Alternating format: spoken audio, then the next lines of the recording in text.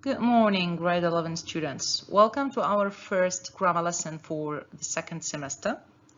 So in today's lesson, we are going to study the defining and non-defining relative clauses.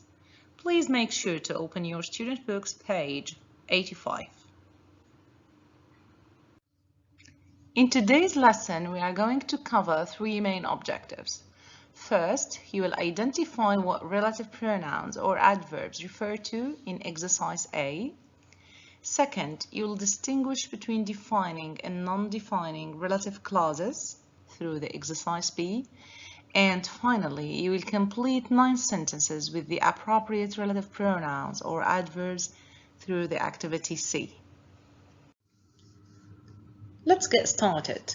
Read the 2 sentences and combine them into one sentence. As you can see, we have 2 different sentences with 2 different pieces of information. Brad is an actor. This is the first one. He has a motorcycle. This is the second one. So can you combine these 2 sentences into one sentence? Let's check the answer. Brad, who is an actor, has a motorcycle. So who is an actor here is a relative clause. What's the meaning of a relative clause? It is very important to understand relative clauses because it's the central idea of today's grammar lesson. A relative clause is a dependent clause, which means that it cannot stand alone as a sentence. Look here, who is an actor? It cannot be alone as a sentence. It's related to Brad, who is an actor. And here also the sentence is not complete. You have to say has a motorcycle. It gives more information about the noun. So here it gives more information about Brad. Relative clauses are introduced by relative pronouns. Who, which, that, whose. This is what we call the relative pronouns. And relative adverbs, where and when. All right, now let's move on to the student book, page 85. Which pronoun or adverb refers to people, place, time, thing, or an idea, or possession? Number 1, that's the hospital where he works. So, where refers to the hospital, which means it refers to the place. Saturday is the only day when I go out with friends. So when here refers to Saturday, time. Very good. Number 3, the woman who helped me find my car keys lives next door. So who refers to the woman? So it refers to people. That is the woman to whom I was referring. I was referring to this woman. So it refers also to people. Number 5, the man whose son, which means the son of the man, whose here refers to possession when we say the son of the man. The house which is next to mine has a swimming pool. So which here refers to the house, it refers to the thing or an idea. All right, now move on to the activity number B. We are going to understand the purpose of the relative clauses, why we use relative clauses when we speak or when we write in English. Read the sentences below and answer the questions that follow. As you can see here, we have 4 sentences and 6 questions. Let's start with the first question. In which sentences does the relative clause provide information which is needed to understand the sentence? You can pause the video and read all sentences and try to find the relative clauses that provide information which is needed and important in the sentence. All right, let's share the answer. Sentence number B. So the relative clause here is introduced by the relative pronoun which. Habits which are good for our health. So this is important to understand the rest of the sentence, and we cannot omit this clause. Include working out and getting a good night's sleep. And sentence number C. The reasons which he gave for quitting his job didn't make sense. You can try to omit or remove this clause and check if the sentence is clear. For example, the reasons didn't make sense.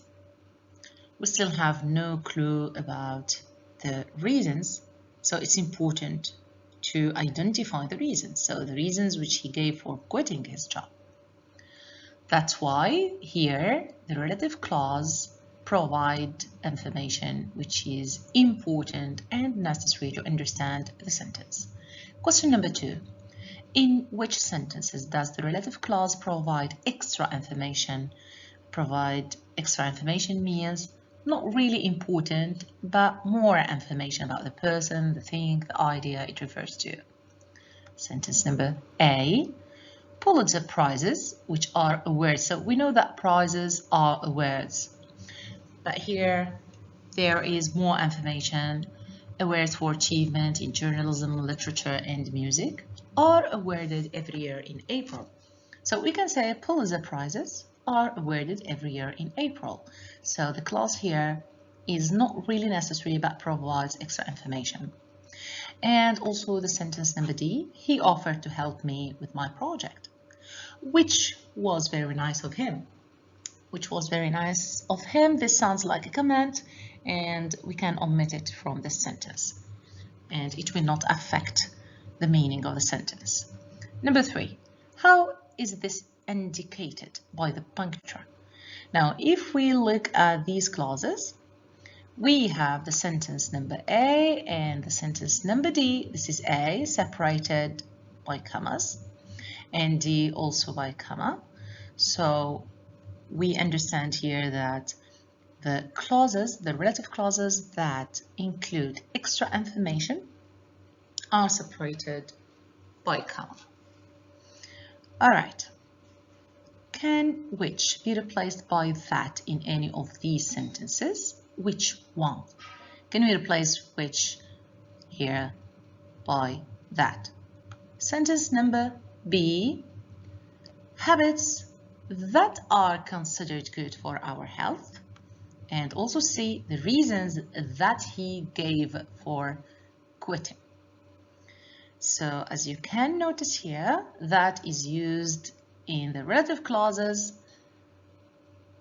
that provide information which is needed to understand the sentence.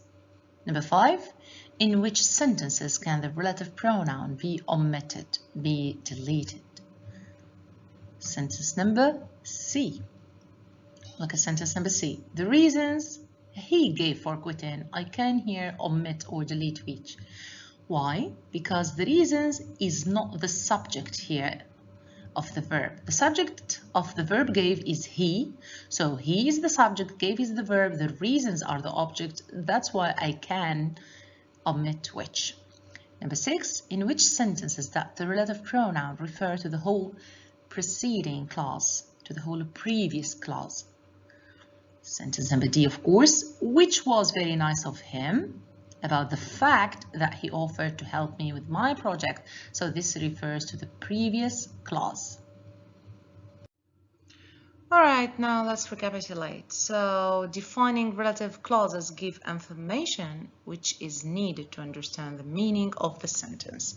They are not separated from the main clause by commas. So there are no commas. Look at this sentence.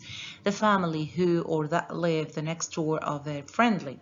So who or that live next door, it's important for the meaning of the sentence and gives information which is needed. So it is called a defining relative clause. Non-defining relative clauses give extra information about the person, thing, or idea they refer to.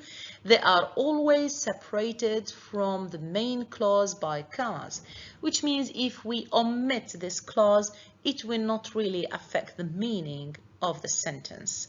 Our car keeps breaking down. So this is the main idea of the sentence. Which cost us a lot is just extra information. That's why it's separated by commas, and it is called non-defining relative clause. All right, now let's consolidate your understanding and complete the sentences with who, whom, which, whose, when, or where. In which sentences can that replace the relative pronoun? Let's start with the first one. Our modern lifestyle. So we are going to refer to our lifestyle. Leaves us with little or no spare time, has a negative effect on our health. Lifestyle, which leaves us. So as you can see here, which is used because it refers to lifestyle, which is the thing or the idea. Number 2, there are those believe that social networking sites have a positive impact on people's social lives. So those, we are talking about people who or that believe. So that can be used for both people and things or ideas. And it is usually used in defining relative clauses. Number 3, there was a time I enjoyed. So here we refer to a time or a period of time. So we are going to use when. There was a time when I enjoyed staying indoors, but now I like being outdoors. Number 4, I don't like people. Mood changes from one moment to the next. We are going to talk about the mood of people, which is possession, and the pronoun that refers to possession is whose. So people whose mood means the mood of people. Number 5, the restaurant I worked before getting married is owned by an old woman. So the restaurant is a place, and we usually use where to refer to the place, which is the restaurant. Number 6, the people I trust. All right, please notice here that the people is the object of the verb trust. It's not the subject. So I is the subject of the verb trust. So I, subject, trust, verb. The people is the object. So we can use here who, whom, or that I trust to give me good advice are usually family members. Number 7, the house in we lived when I was the young is now my sister's. The house is a place, that's correct. Do you think we are going to use where as here? Please notice here in, which is the preposition. So we cannot use where if we have a preposition. The house in which we lived when I was young is now my sister's. Carol, husband is Spanish. Yeah, Carol is a person, but please make sure to complete the sentence. Husband, so we are talking about the husband of Carol, which is the possession.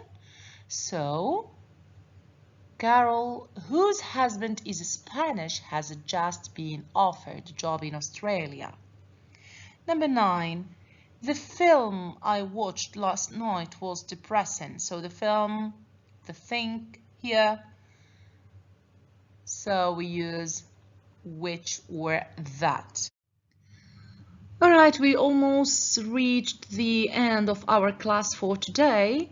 But let's end it with a more challenging activity. We are going to join 2 sentences using who, which, whose, when, or where. Don't forget to add commas where necessary. And as we said, the commas are used when the clause is a non-defining relative clause that provides only extra information. Number 1, we stayed at the Grand Canyon Suites. It's a 5-star hotel. As you can see here, we are talking about the Grand Canyon Suites, and we provided here extra information. It's a 5-star hotel. So the answer would be, we stayed at the Grand Canyon Suites, comma, which is a 5-star hotel. The second one, James lives on the first floor. His sister won a medal in the Olympic Games. So we are talking about James and his sister. We are talking about the sister of James. And this might remind you of the relative pronoun whose. Very good. James, whose sister won a medal in the Olympic Games, lives on the first floor. And as you can see, we put the relative clause between two commas because it's an extra piece of information. All right, now we are going to leave the rest for you to do it as a homework and check it with your teacher. So this is all for today. I hope everything is clear. Don't forget to do the exercise D as a homework. Thank you so much for your attendance.